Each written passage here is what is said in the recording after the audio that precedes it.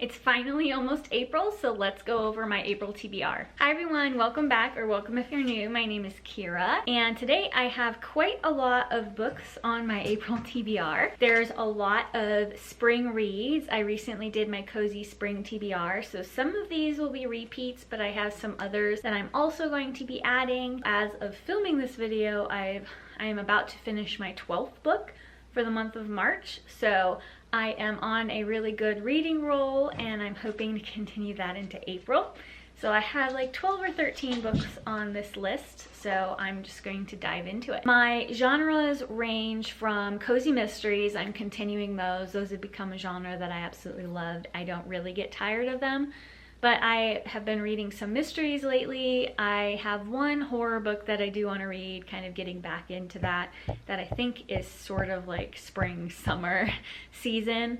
But I also have some really lighthearted, cozy romances on the list and a little bit of cozy fantasy. So I should have a pretty wide range, and I also might read a sci-fi book. As always, I will separate them out by genre, so it makes it easier. If you don't like a certain genre, you can skip through.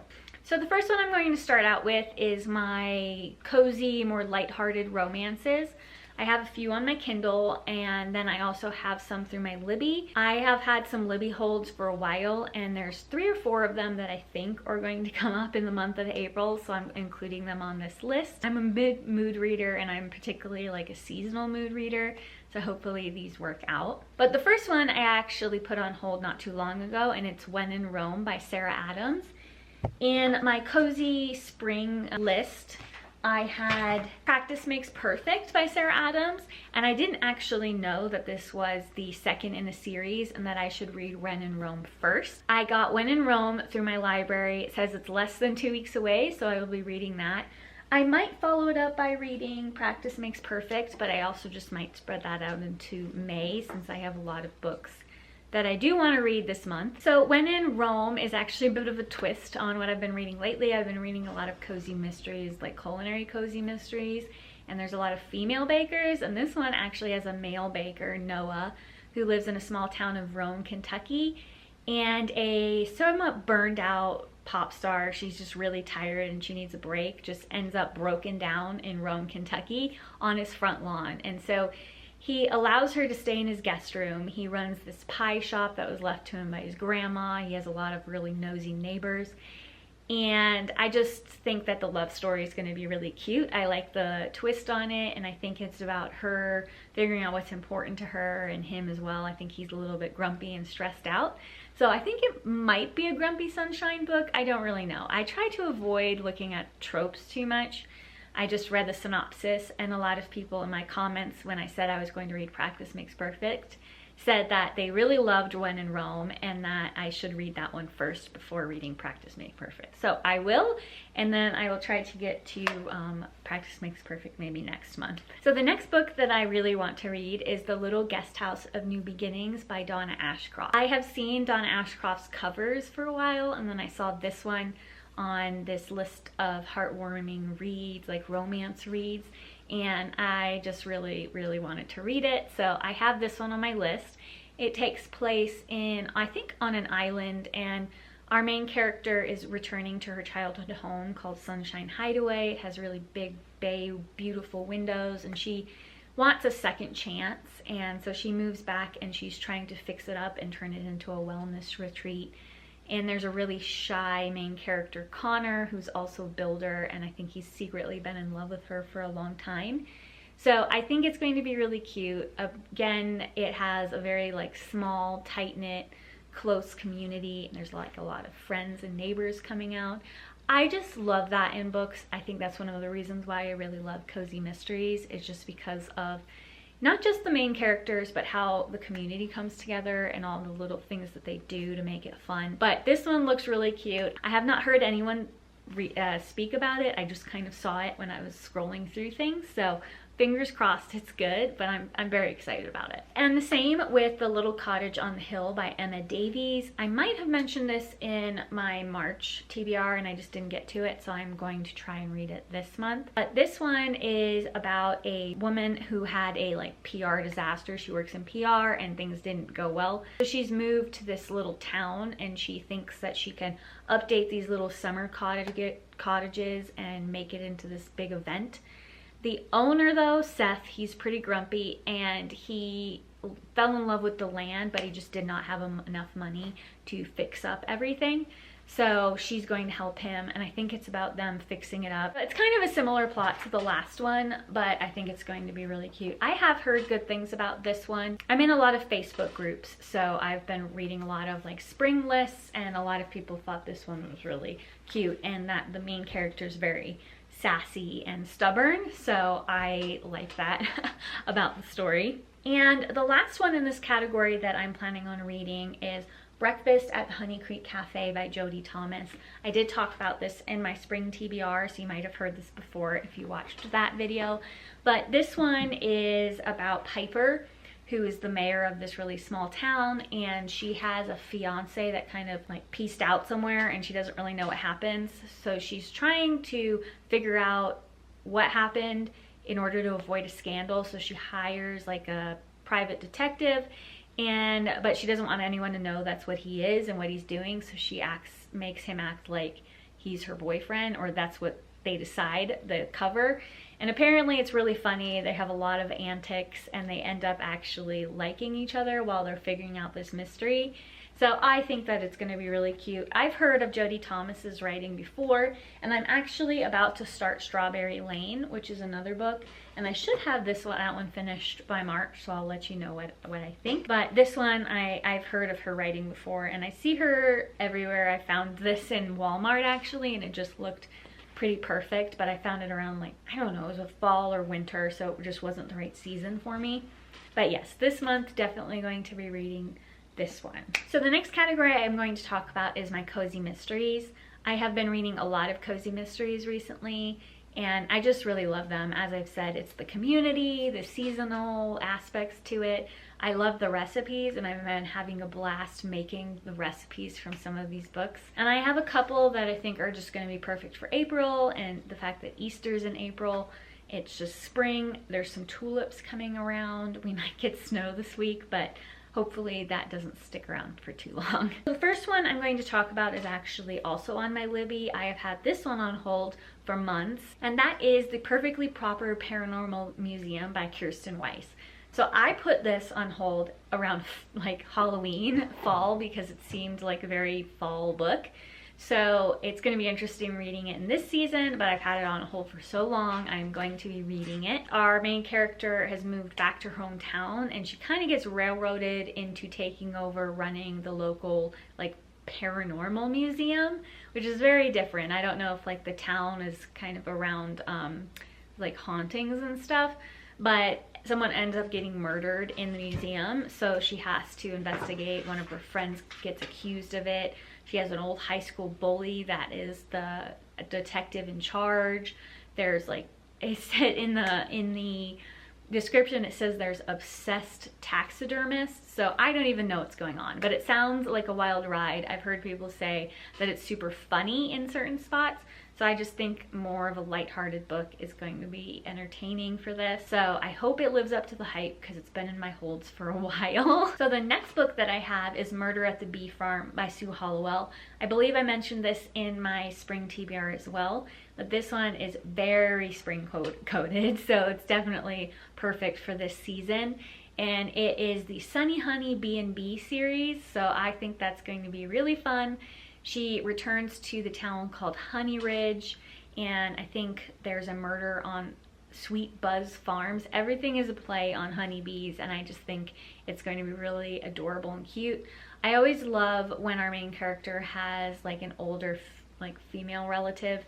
There's like an aunt. This one is her grandmother who runs this really cute B&B, and so she's trying to help like clear her name, and there's some people from her past that are coming in and some connections that she didn't know. It says the town hides dark secrets.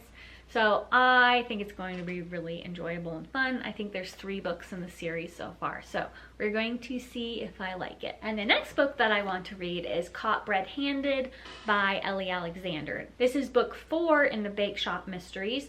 So I've read the first 3 books, and someone actually recently bought this. I was gifted this, which was very, very nice. And I'm absolutely obsessed with the series. I think that the little town and the fact that it's centered around like theater is very interesting. But I really love our main character who lives in a small town, and she's taken over her family bake shop with her mom. This one's going to be a bit different because somebody from her past has come in, and I think the dynamic is going to change a lot. I like this one because it's very realistic. Some of these books, the heroines do incredibly stupid things and get themselves into a lot of trouble. And she's a little bit smarter about it and more methodical, and I really enjoy that. And I've absolutely obsessed with some of the recipes in this book. So I very much am going to read this one. And the next book that I'm going to read is the first book in a series called Murder by the Book by Lauren Elliott. So if you read cozy mysteries, you've probably heard of Lauren Elliott before. I've been reading her Crystals and Curiosities series. I read the first one, and so I have the second one, but I think it's more of a summer read. This one is actually incredibly popular, and the first one is Murder by the Book, and it takes place in a bookshop, which is right up my alley, right up everyone's alley, I feel like, if you're reading a lot of books. And there's always an element of where the main character kind of comes back to a town or settles in a town, just trying to start new and fresh, and just learns a lot about themselves. And it's along the same lines, but it takes place in a bookshop.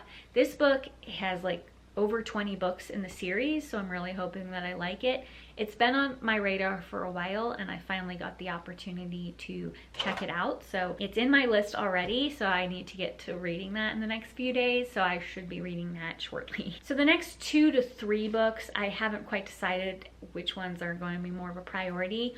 I'm just going to put them together, and it's sci-fi and horror. And the first one is Duel in the Dark by Jane Allen. I did this challenge for this year, 12 books from 12 friends, and I haven't been very good about reading one each month.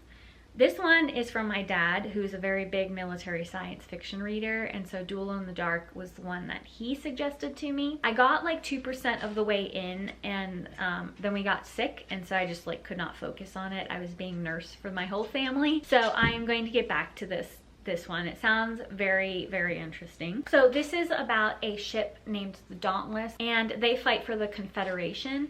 They have been in 3 wars against a very large enemy named the Union in the past, and they've managed to hold the line and keep from being overwhelmed. But there's a 4th war on the horizon, and they've been stationed at the edges as almost like an advance warning. The Dauntless is old, it needs a lot of maintenance, its crew is tired, so eventually they get pulled from that line, and en route to their rest and some maintenance, they get a distress call. They think it is a trick from this Union, so they're going there, they have no backup, and they're just going to have to hold the line and figure out what to do. My dad absolutely loves this series. He says it's wonderful, and he has a lot of great recommendations when it comes to military science fiction, and he's read a lot of it. So when he says that he likes this book, I am going to trust his judgment. I really do want something different because I've been reading so many cozy fantasies, cozy mysteries.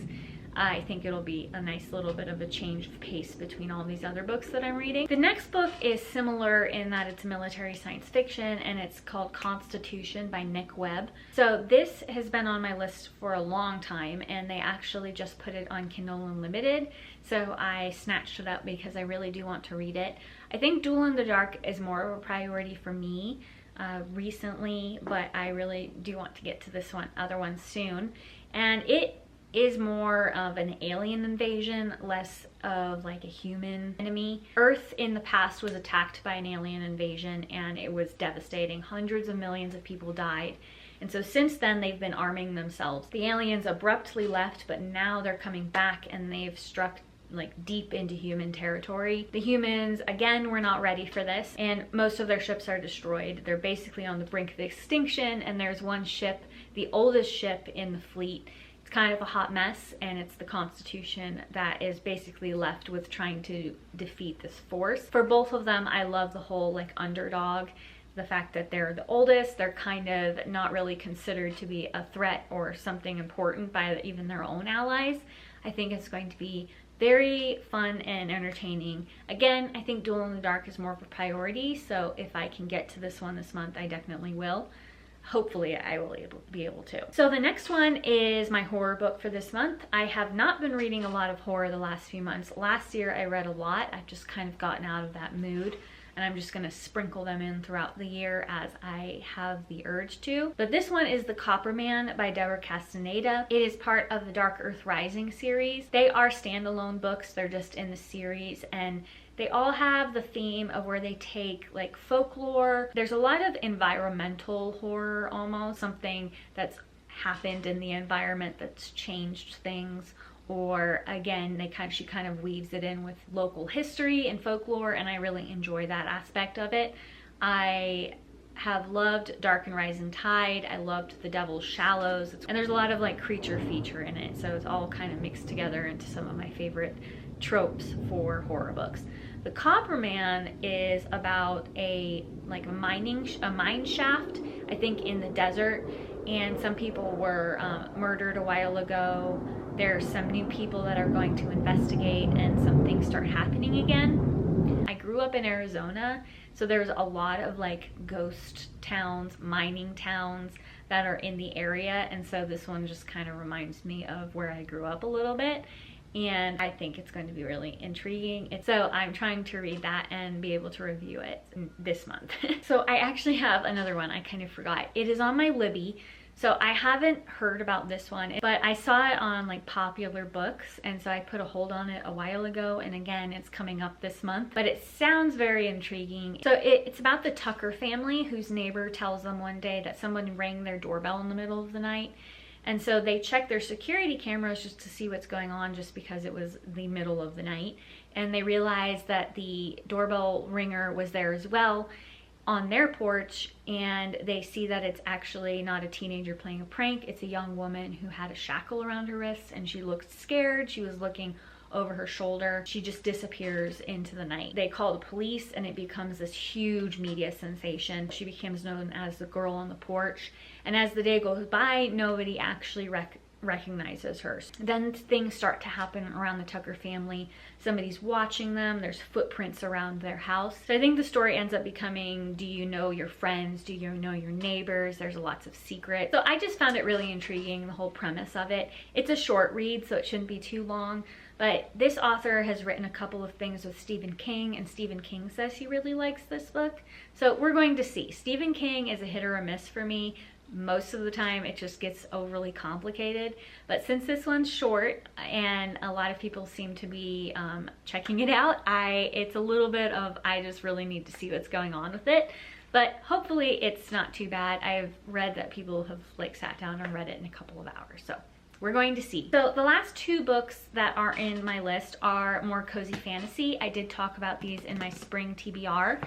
But the first one is The Good and the Green by Amy York. So I did start this book. It's the first book in the Wilder Eyes tales. I think there's 4 books in it currently, and they're very seasonal. So I think this is very spring, very summer as well, you could do. But I loved the main character. I'm only a little bit of the ways in, 36 pages. It takes place in a world where dwarves, orcs, all these different creatures exist and they live together. She lives in a city, and I think she's an accountant. She's working for a very terrible boss, but she really wants to make some money and be able to stay in town and get a different job. She lives with her best friend, who's an orc and hilarious, but they're barely making ends meet. So when she gets a notice that she has inherited a like really adorable house in the middle of nowhere, she goes with the intention of fixing it up, selling it, and getting back to the city and having enough money for them to move into a better place and change their lives. When she gets there, she absolutely falls in love with the town though. She's got some grumpy neighbors, but they're secretly like helpful. But there's this mysterious vine crawling through town, and so I think it has a little bit of a fun mystery. But I've heard this one is very lighthearted, which is one of the reasons why I'm doing this one this month. I just need that in, and I think it's perfect for spring, just lighthearted things. And the last one I'm planning on reading, which is one of my thicker books, and it's going to be Saving Ellipsis by Laura Dargelos. I think is how you pronounce her name. Hopefully I got that right.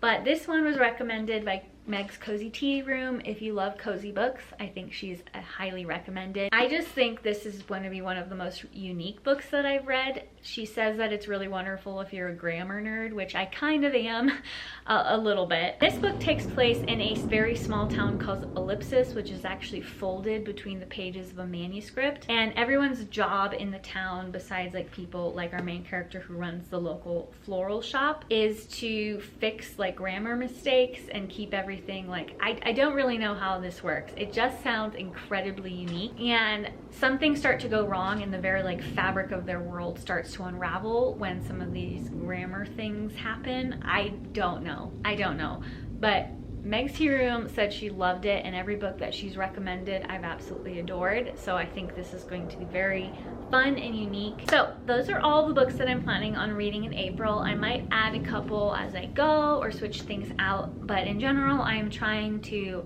really build a TBR based on the moods that I have now, or I think I'm going to have. Hopefully they don't change, but it's okay. So now we'll go into my April setup.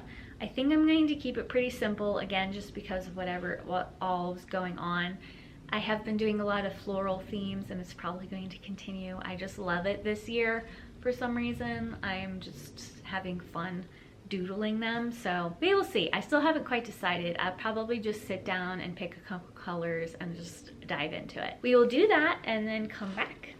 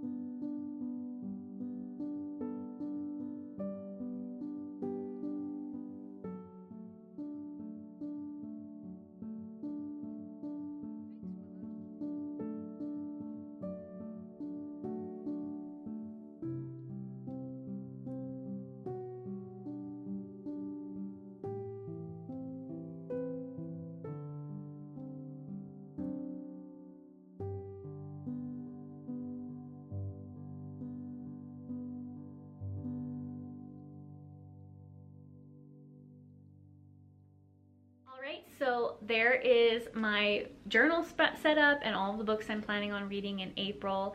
I hope you enjoyed this video. I think April's going to be a really wonderful month. I hope you all have a really cozy, fun time. I've got some really fun vlogs coming up this month just because of everything that I'm doing. I'm doing Easter vlogs, probably a travel one, but I think it's going to be a really fun, cozy month. Let me know what you're reading. I always love to hear what you all are planning on reading so I can add it to my TBR later. Thank you for joining me. If you like my content, please like, subscribe, do all the things. I'm still a relatively new channel, so I love all the help. I hope you all have a wonderful week, and I will see you next time.